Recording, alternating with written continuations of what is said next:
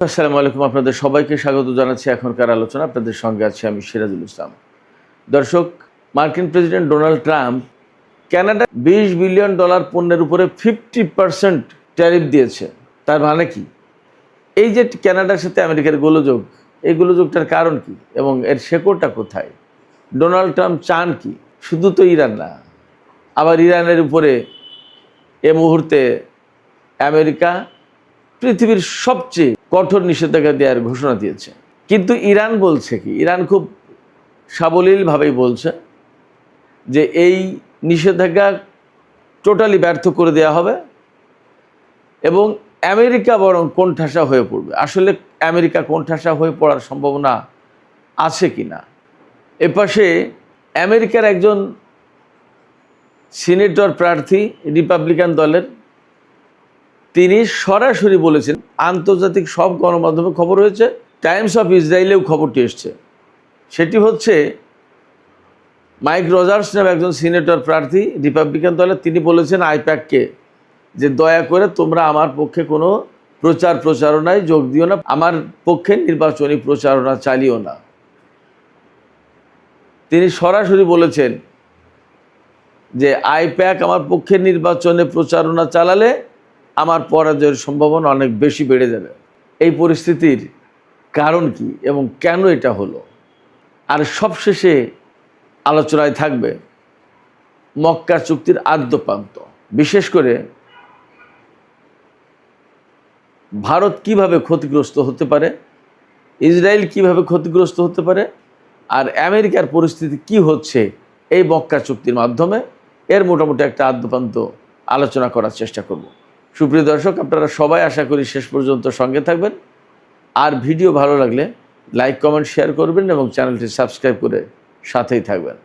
দর্শক, চলুন আমরা বিস্তারিত আলোচনা করি।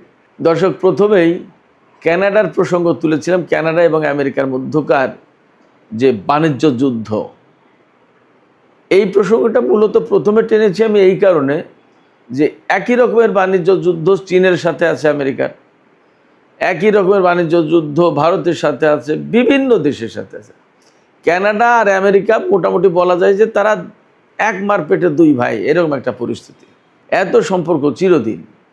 কানাডার অনেক কিছুই আমেরিকা নিয়ন্ত্রণ করে, কিন্তু সেই দেশটির সাথেও ডোনাল্ড ট্রাম্পের সম্পর্ক স্বাভাবিক থাকছে না, ভালো থাকছে না। মানে পৃথিবীর যারে মনে করে তার উপরে ট্যারিফ ট্যাক্স শুল্ক বসিয়ে দিচ্ছে। টাকা, ডলার ছাড়া কোনো কথা নেই ডোনাল্ড ট্রাম্পের কাছে। ডলারের জন্য যুদ্ধ করতে পারে, ডলারের জন্য একদম শত্রুকে মিত্র আর মিত্রকে শত্রু বানিয়ে দিতে পারে। ডোনাল্ড ট্রাম্পের কাছে টাকা ছাড়া কোনো কথা নেই। মানবতা, সভ্যতা, ভদ্রতা, সহযোগিতা, সহায়তা, এর কোনো কিছুর কোনো মূল্য নেই। ডোনাল্ড ট্রাম্পের সাথে বাণিজ্য নিয়ে, ব্যবসা বাণিজ্য নিয়ে কানাডার প্রধানমন্ত্রী কার্নির ব্যাপক গোলযোগ আছে, দ্বন্দ্ব আছে। এই সমস্ত দ্বন্দ্ব, এই সমস্ত গোলযোগ মেটাতে একটা মিটিংয়ে বসেছিল। সেই মিটিং ব্যর্থ হয়েছে। সেই মিটিং থেকে ডোনাল্ড ট্রাম্প যা যা চেয়েছেন, যে কার্নি কানাডার প্রধানমন্ত্রী, তিনি তার কিছুই দিতে চাননি সেইভাবে। এমনকি ডোনাল্ড ট্রাম্প এরকম কথাও বলেছেন যে চীনের সাথে কানাডার বাণিজ্য কমাতে হবে। ডোনাল্ড ট্রাম্পের বক্তব্য হচ্ছে কানাডার সাথে চীনের বাণিজ্য থাকলে চীন শুল্ক এড়াতে, আমেরিকান এক্সট্রা শুল্ক এড়াতে বহু সংখ্যক পণ্য কানাডায় রপ্তানি করবে, আর কানাডা থেকে সেই পণ্য আবার আমেরিকায় ঢুকবে। চীনের উপর তো ট্যারিফ, এক্সট্রা ট্যারিফ আছে, অনেক বেশি ট্যারিফ আছে। এই ট্যারিফটা কম দিয়ে কানাডার সাথে বাণিজ্য করলো, কানাডার মাধ্যমে চীনের সেই পণ্য আমেরিকার বাজারে ঢুকলো। ডোনাল্ড ট্রাম্প এইটা বলছেন। কিন্তু কানাডার বক্তব্য হচ্ছে যে আমরা একটা স্বাধীন দেশ, কার সাথে কী নিয়ে, কোন বিষয়ে কতগুলো কী বাণিজ্য করবো সেটা আমাদের ব্যাপারে, আমরা সিদ্ধান্ত নেব। এটা আমাদের সার্বভৌম অধিকার, এটা আপনি ডিকটেট করতে পারেন না, আমরা এটা মানব না। এইভাবে কানাডার সাথে ডোনাল্ড ট্রাম্পের বৈঠক ভেঙে গেছে, সাকসেস হয়নি। এরপরে কানাডার $20 বিলিয়ন, অর্থাৎ $2000 কোটি পণ্যের উপরে 50% ট্যারিফ দিয়েছে। তার মানে কি? 100 টাকার পণ্য হলে 50 টাকা তার ট্যারিফ। $2 বিলিয়ন হলে তার মানে $1 বিলিয়ন আমেরিকাকে দিয়ে দিতে হবে। তাহলে সেই সমস্ত পণ্যগুলো বিক্রি করা যাবে নাকি কেউ কিনবে, নাকি তার দাম কত হবে? 100 টাকার পণ্য একদম রাতারাতি 150 টাকা। ব্যাপারটা তো এই জায়গা থেকে আমেরিকার সাথে কানাডার মারাত্মক দ্বন্দ্ব চলছে। এই দ্বন্দ্ব শুধু কানাডার সাথে না, এই দ্বন্দ্ব কানাডার সাথে তো আছেই, ইউরোপের বিভিন্ন দেশের সাথে আছে, চীনের সাথে আছে, ভারতের সাথে আছে, জাপানের উপরেও মনে হয় শুল্ক আরোপ করেছিল, দক্ষিণ কোরিয়া, মানে টাকা যেখানে আসবে না বা কম আসবে সেখানে বাড়ানোর কোন ব্যবস্থা, সেই ব্যবস্থা মিস্টার ট্রাম্প করে থাকেন। এটা দ্বিপক্ষীয় সম্পর্ক এভাবে আগায় না, সুন্দর থাকেন এবং আসলে কাজ করা যায় না। কানাডার প্রধানমন্ত্রী পরিষ্কার করে বলে দিয়েছেন, আমেরিকার যতই চাপ থাকুক কোনো চাপের কাছে তিনি মাথা নত করবেন না, তিনি তার দেশের স্বার্থ দেখবেন। এই ঘটনা কখন হচ্ছে? যখন ইরানের উপরে ভয়াবহতম কঠোর নিষেধাজ্ঞা আরোপের হুমকি দিচ্ছেন এবং আগামীকাল সোমবার এই নিষেধাজ্ঞার বিষয়টি আনুষ্ঠানিকভাবে ঘোষণা করার কথা, তখন কানাডার সাথে আমেরিকার এই বাণিজ্য যুদ্ধ হলো। ইরান কি বলছে? ইরান বলছে আমেরিকা যতই নিষেধাজ্ঞা দিকে এই নিষেধাজ্ঞা ব্যর্থ করে দেওয়া হবে, এবং আমরা জানি কিভাবে নিষেধাজ্ঞা ব্যর্থ করে দিতে হয়। নিষেধাজ্ঞা থাকার পরেও কিভাবে তেল বিক্রি করতে হয় সেটা আমরা জানি, এই মেকানিজম আমার কাছে আছে। প্লাস ইরান তো প্রতিবেশী দেশগুলোকে বলেছে বা বিশ্বের বিভিন্ন দেশকে সরাসরি সতর্ক করে দিয়েছে, প্রতিবেশী কোনো দেশ যদি ইরানের বিরুদ্ধে মার্কিন নিষেধাজ্ঞা কার্যকর করে তাহলে তাদের বিরুদ্ধে ব্যবস্থা নেওয়া হবে, সামরিক ব্যবস্থা। বিশ্বের যদি কোনো দেশ ইরানের বিরুদ্ধে নিষেধাজ্ঞা আরোপ করে তাহলে সেই সমস্ত দেশের জাহাজ হরমুজ প্রণালীতে নিষিদ্ধ হবে, এরকম সব বলছে। এবং প্রয়োজনে অফেন্সিভ ডক্ট্রিনের আওতায় ইরান হরমুজ প্রণালীতে আমেরিকার সেনাদের উপর হামলা চালাতে পারে। মহসিন রেজাই, ইরানের জাতীয় সর্বোচ্চ নিরাপত্তা পরিষদের সচিব মেজর জেনারেল মহসিন রেজাই, তিনি পরিষ্কার করে বলেছেন যে এই নিষেধাজ্ঞা আমরা ব্যর্থ করে দেব এবং আমেরিকা এখানে কোণঠাসা হয়ে পড়বে। আর আমেরিকা যখন কোণঠাসা হয়ে পড়বে তখন সে বেরিয়ে আসার চেষ্টা করবে, এতে তার পরিস্থিতি আরও বেশি খারাপ হবে। এরই মধ্যে আমরা আগেই বলেছি যে চীন, রাশিয়া, অনেক দেশই এই নিষেধাজ্ঞা মানবে না। তো চীন, রাশিয়া বিশেষ করে যদি এই নিষেধাজ্ঞা না মানে ভারত কি করবে দেখা যাক। তাহলে আমেরিকার এই নিষেধাজ্ঞা আসলেই ব্যর্থ হয়ে যাবে, এতে কোনো সন্দেহ নেই। আর যদি কেউ মানেও তাহলেও ভিতরে ভিতরে ইরান এমন মেকানিজম সেট করে ফেলবে যে তাদের এই নিষেধাজ্ঞা কাজ করবে না, তারা নিষেধাজ্ঞায় খুব বেশি একটা ক্ষতিগ্রস্ত হবে না। কিন্তু মহসিন রেজাই ভিন্ন আর একটা কথা বলেছেন, ওইটা বেশি ইম্পর্ট্যান্ট। সেটা হচ্ছে আমেরিকা ইরানের উপর নিষেধাজ্ঞা দিক আর যাই দিক, হরমুজ প্রণালী আমেরিকার জন্য বন্ধই থাকবে যতক্ষণ পর্যন্ত না আমেরিকা ইরানের দেওয়া শর্তগুলো সব মেনে নেবে। এই শর্তগুলো মেনে নিলে তবে হরমুজ প্রণালী খোলা হবে, আর তা না হলে হরমুজ প্রণালী খোলা হবে না। তাতে বিশ্বের অর্থনীতি কলাপস করবে, শুধু ইরানের অর্থনীতি না, আমেরিকার অর্থনীতিও ক্ষতিগ্রস্ত হবে। এই তো 2-1 দিনের ভেতরেই হিসাব আসলো যে আমেরিকার ঋণের পরিমাণ $40 ট্রিলিয়ন ছাড়িয়ে গেছে। ইতিহাসের সবচেয়ে বেশি ঋণ এখন আমেরিকার। এইরকম একটা ঋণগ্রস্ত দেশ, ঋণের অর্থনীতি কতদিন থেকে? আরেকটা খবর, গুরুত্বপূর্ণ খবর ছিল, আমেরিকার মিশিগান স্টেটের কথা আপনারা শুনে থাকবেন, মিশিগান অঙ্গরাজ্য। এই মিশিগান স্টেটের রিপাবলিকান দলের সিনেটর প্রার্থী মাইক রজার্স তার নাম, নভেম্বরে যে মিড টার্ম ইলেকশন অনুষ্ঠিত হবে সেই নির্বাচনে তিনি রিপাবলিকান দলের সিনেট প্রার্থী। এই মাইক রজার্স পরিষ্কার বিবৃতি দিয়েছেন, বলেছেন, এবং আইপ্যাকের সম্ভবত প্রধান তার সাথে ক্যালিফোর্নিয়াতে মিটিং করেছেন। সেখানে বলেছেন যে দয়া করে তোমরা আমার পক্ষে নির্বাচনী প্রচারণায় যোগ দিও না, আমার পক্ষে তোমাদের প্রচারণা চালাতে হবে না। এই কথা কেন বলেছেন জানেন? আইপ্যাক হচ্ছে American Israeli public affairs committee. আমেরিকায় বসবাসরত ইসরায়েলি ইহুদি, তাদের পাবলিক অ্যাফেয়ার্স কমিটি। তারা আমেরিকার রাজনীতির পুরোটাই নাড়াচাড়া করে, তাদের হাতেই সব কিছু। এই আইপ্যাক যদি রজার্সের পক্ষে প্রচারণায় নামে তাহলে মাইক রজার্স পরাজিত হবেন, তার আশঙ্কা এটা। কেন তিনি আশঙ্কা করছেন?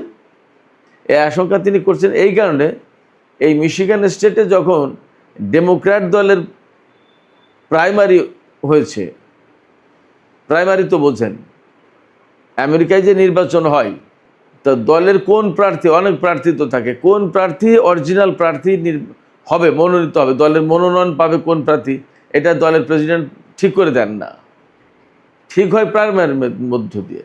ধরেন ডেমোক্র্যাট দলের 2জন বা 3জন প্রার্থী নির্বাচন করবেন, তাদের ভিতরে ভোটাভুটি হয়, দলীয় ভোটাররা ভোট দেবে। এর ভিতরে যে আব্দুল আল সাইদ, একজন মুসলমান, তিনি ডেমোক্র্যাট দল থেকে জিতেছেন। তিনি মুসলমান বলে ডেমোক্র্যাট দলের এই আব্দুল আল সাইদের বিপরীতে যিনি ছিলেন, তিনি ছিলেন খ্রিস্টান, তাকে এই আইপ্যাক সমর্থন দিয়েছিল এবং তার পেছনে আইপ্যাক $35 মিলিয়ন পর্যন্ত খরচ করেছে, বিপুল অঙ্কের ডলার খরচ করেছে। আর ওই ভদ্রলোক নিজের যে খরচ করেছে তাতে প্রায় 64-65 মিলিয়ন খরচ করেছে শুধু প্রাইমারিতে জেতার জন্য। আর আবদুল্লাহ আল সাইদের খরচ ছিল সম্ভবত $7.5-8 মিলিয়ন।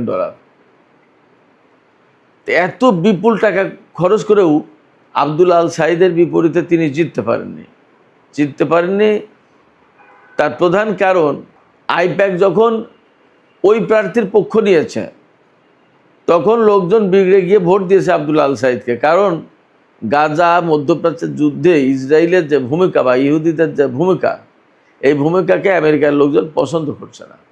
এবং আমেরিকার সাম্প্রতিক বছরগুলোতে কিন্তু ইহুদি বিদ্বেষ ব্যাপকভাবে বেড়ে গেছে, অনেক সহিংস ঘটনা ঘটছে ইহুদিদের বিরুদ্ধে। যাই হোক, তো এই আবদুল্লাহ আল সাইদের বিপরীতে যে প্রার্থী ছিল ডেমোক্র্যাট দলের, তার পক্ষে কাজ করার কারণে আইপ্যাক তার পক্ষে কাজ করার কারণে ওই লোক পরাজিত হয়েছে।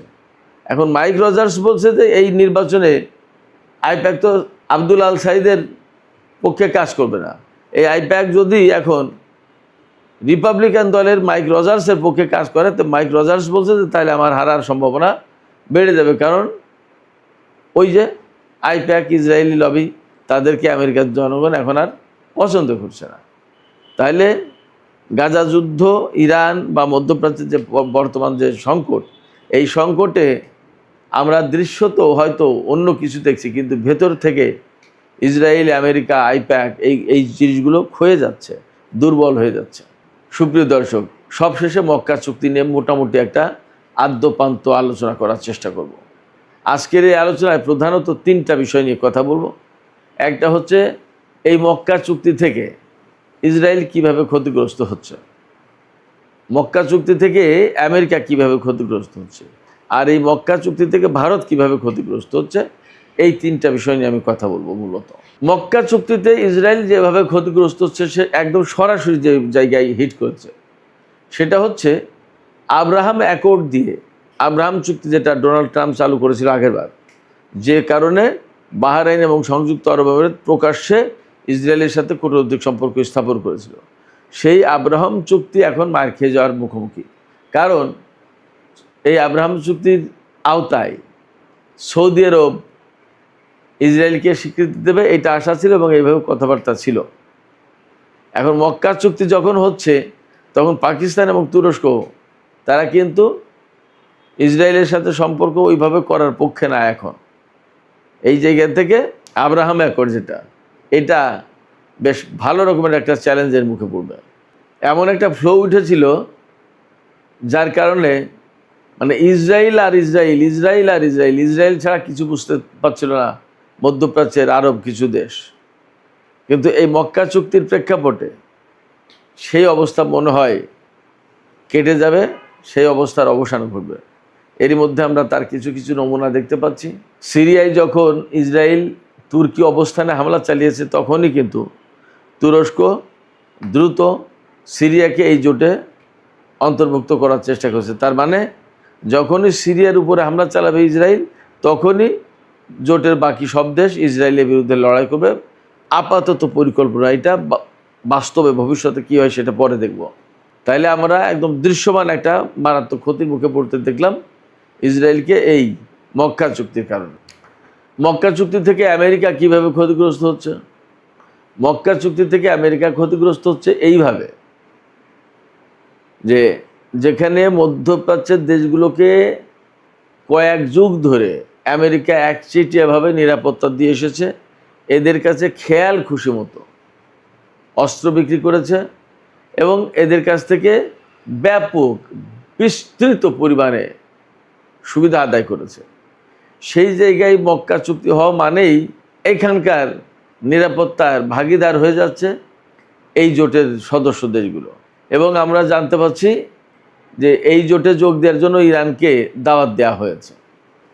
এখন ইরান যদি এই জোটে যুক্ত হয়ে পড়ে তাহলে আমেরিকার তো আর এখানে কোনো ঠাঁই থাকবে না। যদি ঠাঁই না থাকে তাহলে মধ্যপ্রাচ্যেই আমেরিকার ঠাঁই থাকবে না। তাহলে পরিষ্কার হলো কি যে মক্কা চুক্তির মাধ্যমে আমেরিকা এখানে দারুণভাবে ক্ষতিগ্রস্ত হচ্ছে। আর ভারত কিভাবে ক্ষতিগ্রস্ত হচ্ছে, অথবা ভারত ইসরায়েল আর আমেরিকা সম্মিলিতভাবে কিভাবে ক্ষতিগ্রস্ত হচ্ছে? ভারত, আমেরিকা, ইসরায়েল এরা মিলে এই বাব আল মানদেব প্রণালী, লোহিত সাগর, ভারত মহাসাগরের পশ্চিমাংশ, আফ্রিকার উপকূল, এই অঞ্চলে আরেকটা কোয়াড বানানোর চেষ্টা করেছিল 4 দেশের অংশগ্রহণে। আমি অনেক আগেই এই বিষয়গুলো বলেছিলাম, এখন খবর আসছে সেই কোয়াডে আমেরিকা, ইসরায়েল, ভারত আর সংযুক্ত আরব আমিরাত, এই 4 দেশ থাকার কথা ছিল। তো এখন এই কোয়াডকে মোকাবেলার জন্য সোমালিয়ার ভূখণ্ডে পাকিস্তান এবং তুরস্কের অবস্থান দেখা যাচ্ছে। তারা এই কোয়াড বানচাল করে দেবে। তো যখন পাকিস্তান এবং তুরস্ক এই কোয়াডকে বানচাল করে দিচ্ছে, তখন ভারত, ইসরায়েল, আমেরিকা এবং সংযুক্ত আরব আমিরাতের পরিকল্পনা সব মার খেয়ে যাবে। এই জায়গায় অবস্থান করে বাব আল মানদেব প্রণালী, লোহিত সাগর, এইগুলো সব নিয়ন্ত্রণের টার্গেট করেছিল ভারত, ইসরায়েল, আমেরিকা এবং সংযুক্ত আরব আমিরাত। এছাড়া বাব আল মানদেব প্রণালী, লোহিত সাগর, ভারত মহাসাগর, এই সমস্ত বিস্তীর্ণ এলাকায় এরা নিজেরাই সবচেয়ে প্রভাবশালী হতে চেয়েছিল। কিন্তু যখন এখানে চীনের ঘাঁটি আছে, প্লাস পাকিস্তান আর তুরস্ক শক্ত অবস্থান নিচ্ছে, তখন আমেরিকা, ইসরায়েল, ভারত আর সংযুক্ত আরব আমিরাতের পরিকল্পনা মার খেয়ে যাবে। শুধু তাই না, এই যে ধরুন আরব জোট বা মক্কা জোট হচ্ছে, এই মক্কা জোটে সবাই যোগ দেবে, তখন কি এই জোটে যোগ না দিয়ে পারবে সংযুক্ত আরব আমিরাত? তো সংযুক্ত আরব আমিরাত যদি জোটে যোগ দেয়, তাহলে ভারতের সাথে তার ধর্ম মরম সম্পর্ক, ইসরায়েলের সাথে তার ধর্ম মরম সম্পর্ক, এগুলো যাবে কোথায়? ফলে একদম পরিষ্কার হচ্ছে যে এই চুক্তি থেকে ভারতও মারাত্মকভাবে ক্ষতিগ্রস্ত হচ্ছে। এছাড়া ইন্ডিয়া, মিডল ইস্ট, ইউরোপ যে করিডোর হওয়ার কথা ছিল, সেই করিডোর কিন্তু এখন মার খেয়ে গেছে অনেক দিন থেকে। এটার কোনো কার্যকর নেই, একদম ডিসফাংশনাল হয়ে গেছে। তাহলে কি দাঁড়াচ্ছে? তাহলে এই যে করিডোর ইউরোপের সাথে বাণিজ্য করার জন্য ভারত প্রতিষ্ঠা করেছিল, এই মধ্যপ্রাচ্য ইরান হয়ে হরমুজ প্রণালী বন্ধ থাকার কারণে সেই পথ বন্ধ এবং মারাত্মক রকমের ক্ষতির মুখে। তো এইভাবে এই মক্কা চুক্তি থেকে ভারত, ইসরায়েল, আমেরিকা সবাই ক্ষতিগ্রস্ত হচ্ছে। এবং যদি এই জোট স্বাভাবিক গতিতে এগিয়ে যেতে পারে, তাহলে আমেরিকাকে এই জোটের আওতাভুক্ত এলাকা ছেড়ে চলে যেতে হবে। আমেরিকার কোনো প্রয়োজন থাকবে না, আমেরিকার কোনো প্রয়োজন থাকবে না। সুপ্রিয় দর্শক, এখনকার আলোচনা এখানে শেষ করতে চাইছি।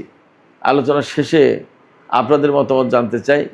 আপনারা কি মনে করছেন, এই মক্কা চুক্তির কারণে কি আসলে মধ্যপ্রাচ্যে আমেরিকার উপস্থিতির কোনো প্রয়োজন থাকবে না, এমনটা হতে যাচ্ছে কিনা? এবং আমার দৃষ্টিতে বা আমার বিশ্লেষণে ভারত, ইসরায়েল, আমেরিকা ব্যাপকভাবে ক্ষতিগ্রস্ত হয়েছে মক্কা জোটের কারণে। আপনারাও কি তেমনই ভাবছেন? আপনাদের মতামত জানিয়ে কমেন্টে লিখুন। আর ভিডিও ভালো লাগলে লাইক, কমেন্ট, শেয়ার করবেন এবং চ্যানেলটি সাবস্ক্রাইব করে সাথেই থাকবেন।